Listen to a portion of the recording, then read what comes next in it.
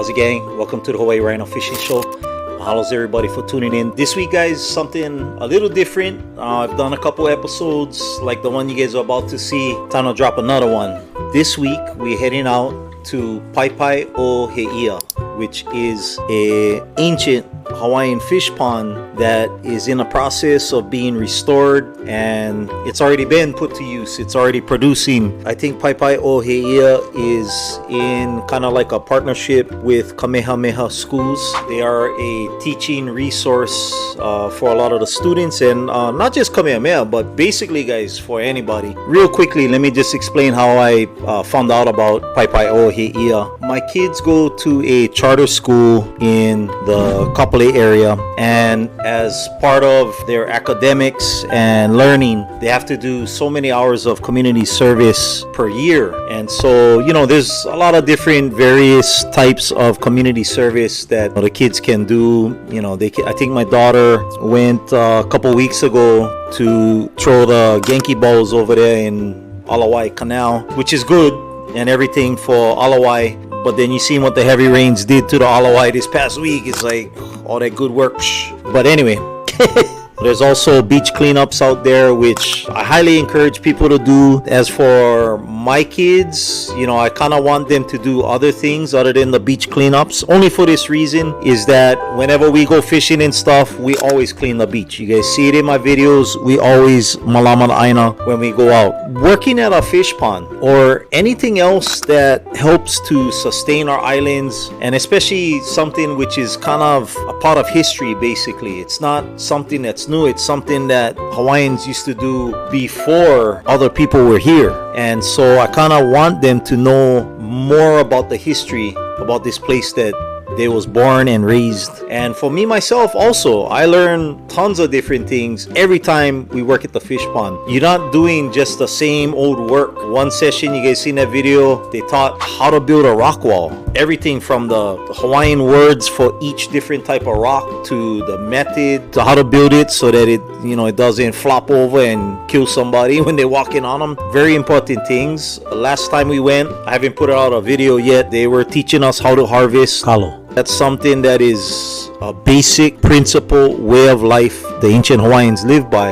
And so, you know, it's interesting to learn so much as you are working. And don't get me wrong, there's a lot you guys gonna see in this video. There's a lot of teaching going on, but what you guys don't see too much of is the work. So once the talking is done, then we get to work. And I tell you, you guys gonna work. And at the end of the day, you guys are going to get on free lunch. And the lunch pretty much is from things that are raised right there at the fish pond, except for the pig. But everything else is pretty much grown on the fish pond over there. And it was delicious. So the body hurts a little bit at the end of the day, but your soul feels good. Hope you guys enjoy the video. Under kalo production at one time.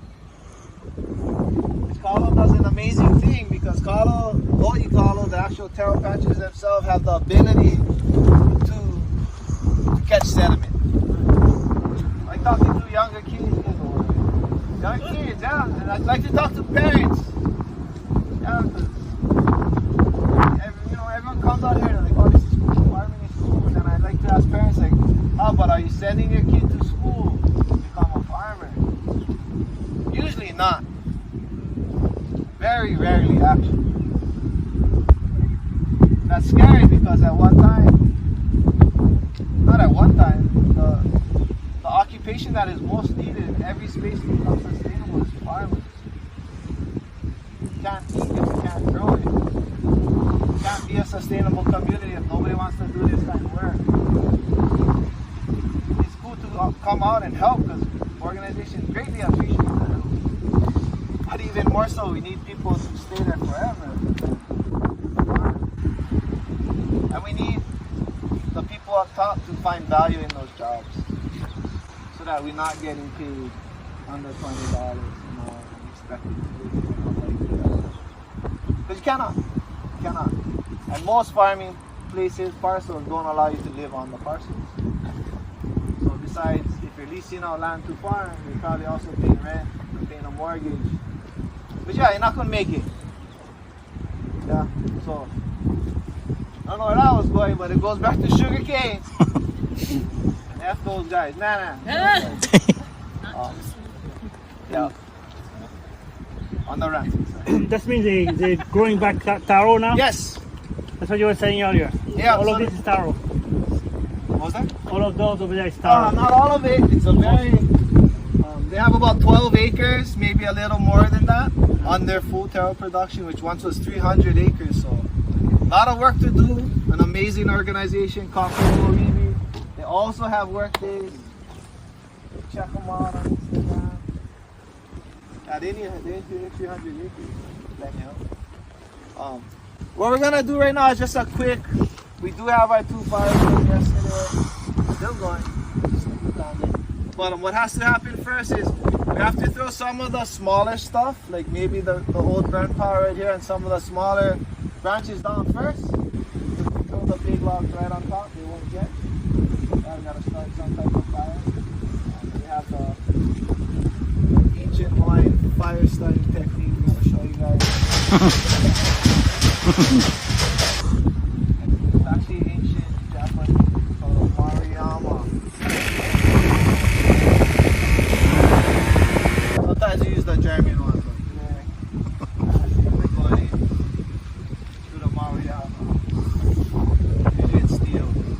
As you go out to the 2 fires, one's lit already. As you go out to the 2 fires, just grab some kindling, some smaller stuff. We're gonna throw it on, and then our goal is just to get the bigger one.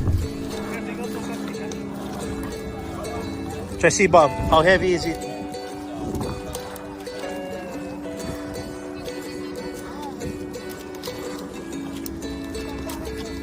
Can.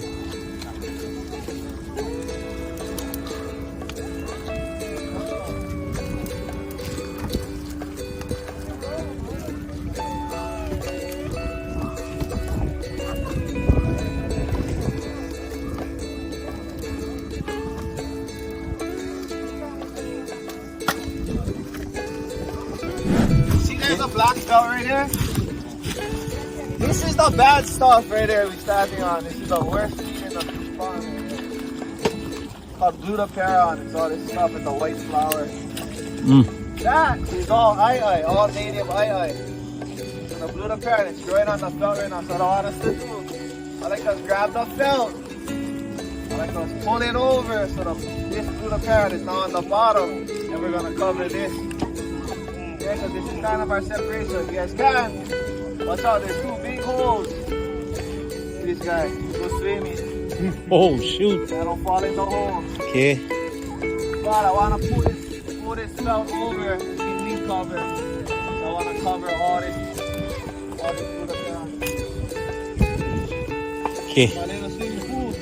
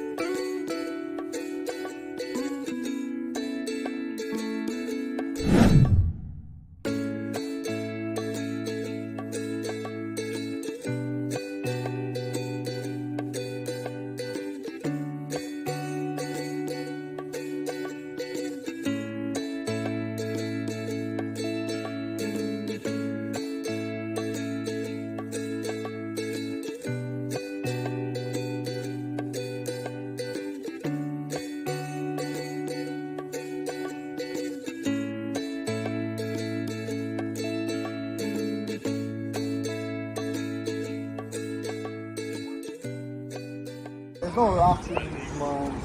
Really? Yeah, they're all just dead. Just dug the dirt on. Yeah, no rocks. It's all, well, you're gonna see, we're gonna do this right now. You're blocking out the mud so they look like bricks. Yeah. But they're not. Yeah, there's no rock inside the wall, even if it looks like it's all mud. It's all mud. Jump in if you don't believe me. Hey, we're brother with the white pants, bro. Let's let him go first, bro. We'll talk story over here. Crossing the bridge of death. Here you go, bro. Yeah. The inside of that thing.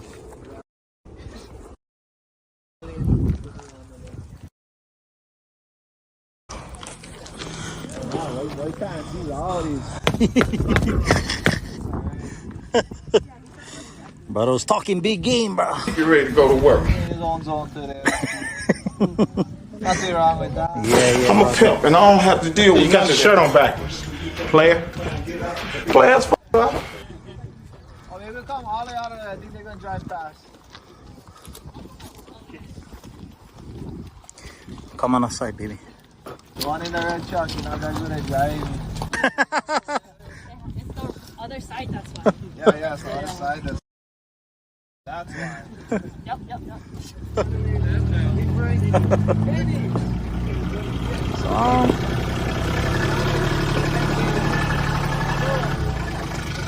See the wall coming up out there. Right on the edge of the water, and it cuts across in the middle. See it cut across? What are you talking about? It's me. There's a wall of mud, and then there's a wall of mud that's kind of hard to see, you know. Coming back this way, it's just about this way. Maybe like 6 hours of 6 of us digging mud. Oh. 3 days after we did our morning session and we came out here for 2 hours. Where you put your dirt up?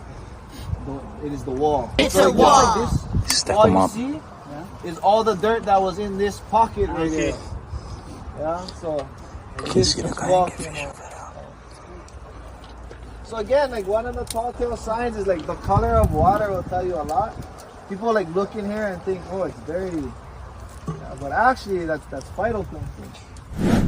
Phytoplankton is causing it not to really be clear. Because no one's in there kicking up sediment, so it's not sediment suspended, it's phytoplankton. How we know that is they do chlorophyll testing there once a week. And chlorophyll finds a color. And that green, that color that they're looking for, shows us how much phytoplankton within that spectrum of color there is.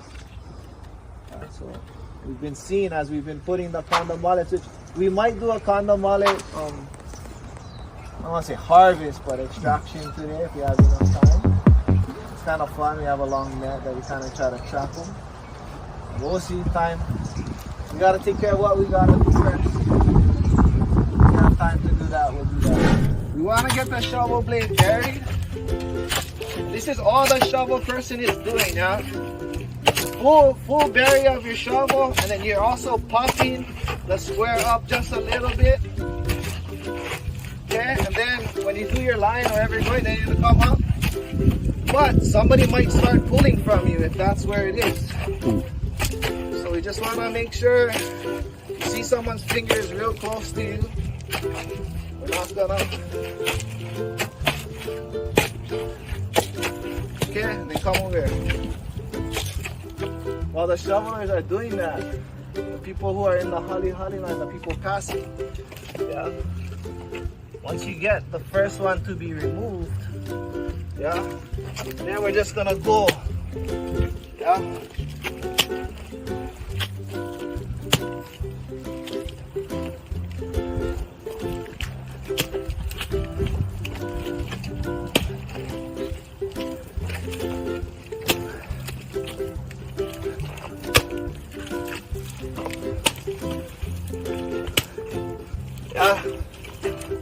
That's the speed. Thank you. That's it. 20 is good. 20 is good. And then scoot a couple pushes up. But 20 is good. Yeah. 50 is better. Yeah. I'm not counting, but I'm judging. Always. So that's what we're doing. But we're gonna put you guys in exact spots. The distance from what we are digging depends on how far our line is. Okay, so we're only using 10 shovels. There's going to be 2 digging areas. One's right outside this plastic for the stuff to go that way. One's going to be, probably we're going to try to remove some of these pinkweed piles right here first to start off. So, you're confident in yourself in stacking dirt up really nicely. Head through the wall. Okay. No need shovel, just pass the kind, Bob. Over here. These ones.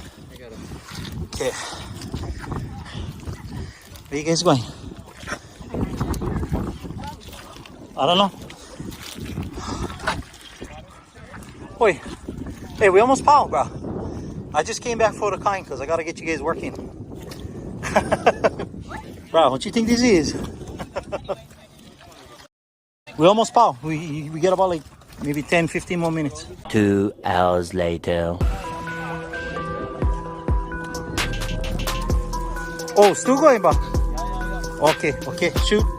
Bree, go connect the line over there, baby. Get him. Okay. Oh, that's one big piece there. There you go. 24 hours later.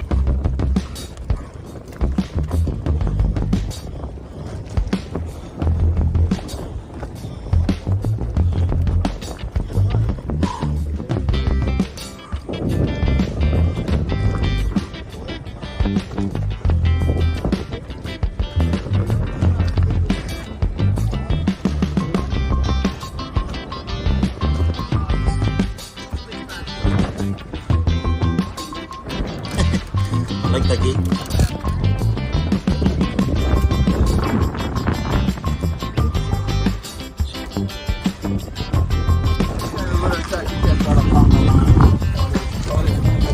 Oh yeah, yeah.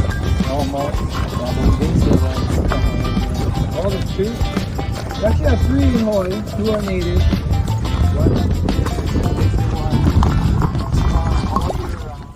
Oh yeah, right there. Okay, now I see him, boo. A monster here. Oh, you see him right there. His hole is right there. His leg is just sticking out. Big guy. So kind of kill his pet. Friendly.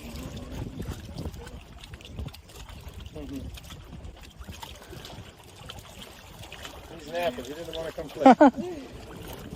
He was out yesterday. If I don't stick, I'd poke him out. Man, need the kind, bro.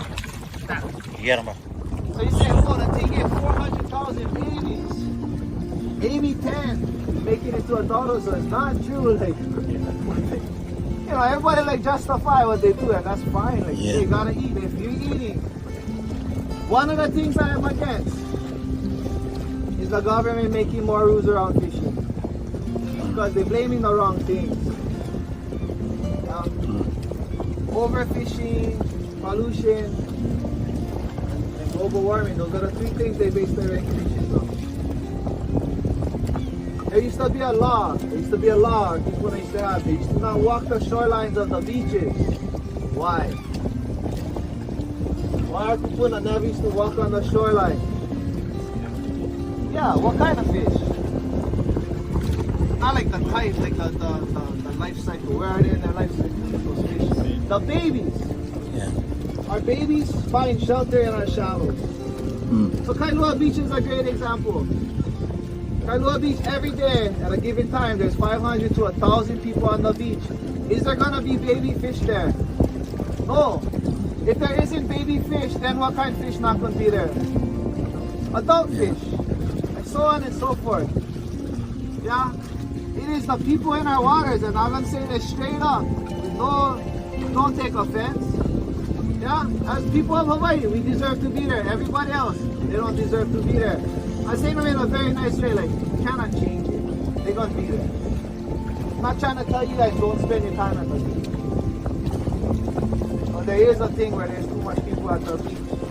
But our government will never agree to stop letting tourists be on the beach. That's how they get money. But I'm telling you right now, if we put less people on our beaches, we have more fish on the shoreline.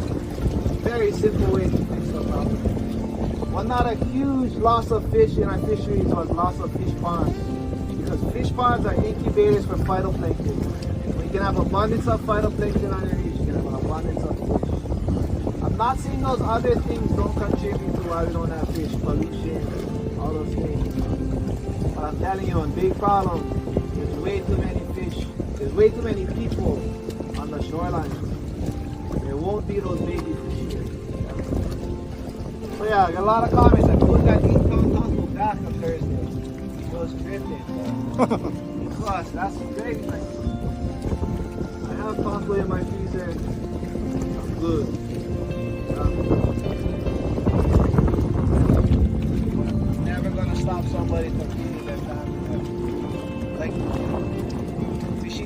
just can't get much more strict. But the more strict they get, the more we gotta go by previously those and focus on the few things. We already all do. Yeah.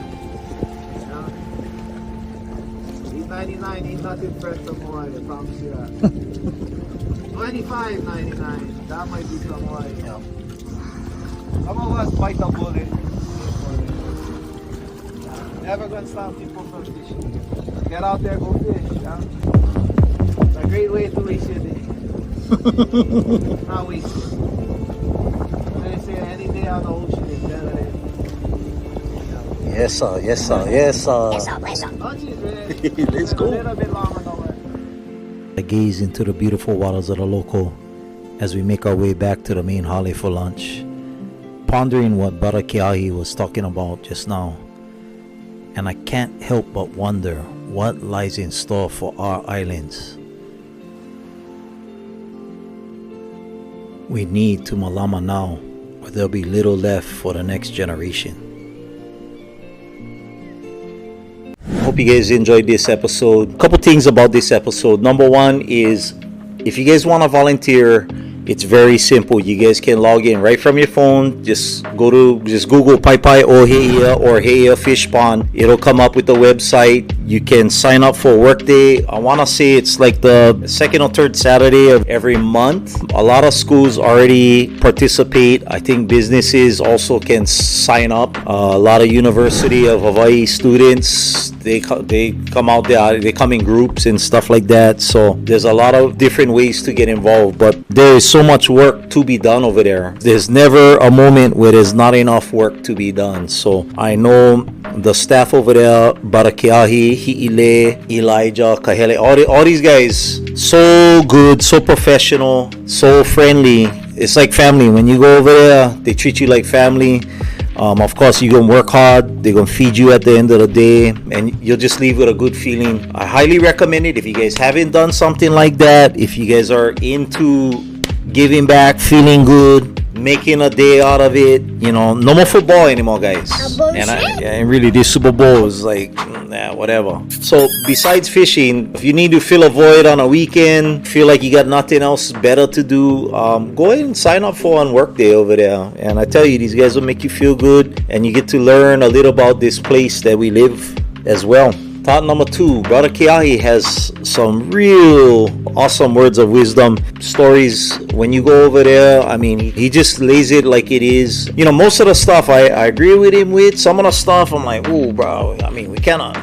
Once it's out of the bag, we cannot throw them back in the bag, but we can try to educate everybody as best we can. Some of the rules for fishing and stuff. I do agree with him. I do agree that, the government should only have a certain amount of control over the amount of fishing. But the problem is that some guys, they don't think for tomorrow. They only think for today. It's unfortunate, but I think in some certain circumstances, like, the government has to step in at some point and say, hey, look, guys, you guys cannot lay nets overnight. You guys cannot be the kind nighttime raping the ocean out there and just banging everything you guys see and then bringing them just for take picture and throw them up on the gram or something. You know what I mean? Take what you need, but not everybody does that. Get guys out there that they're banging fish for their family, but then they also banging fish for going and sell them for get extra money. I mean, if you gotta do that for make a living, bro, then okay, but I mean, still, like, for me, it just it doesn't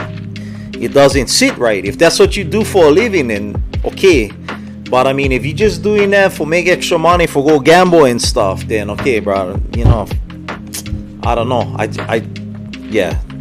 So that's all I'm gonna say about that. Third thing is if you guys come out for a work day, you sign up, and normally you're gonna work the 4 hours. They're gonna feed you at lunchtime and stuff, and then you bounce. But I mean, if you guys gotta bounce earlier, you guys can dig out. I mean, they're not gonna hold you to on contract or nothing. In fact, I had one brother that was over there. I don't know if you guys caught him. The brother who dressed all in white for one work day at one muddy fish pond. And brother, after the first hour, he was gone these. So, and Kelly was he just wasn't feeling it today. So, it is what it is. But yeah, I mean, if you guys come and you guys feel like the work is too much or something comes up, you got an emergency, you gotta bounce, bruh, you guys can bounce, so they're not gonna get pissed off or nothing. All right, guys. So next episode coming up, we'll have part 2 of our $100 Temu fishing challenge. Hope you guys tune in for that one. And as always, guys, take care of yourself, take care of Ohana. Sign up for on work day, please. Aloha.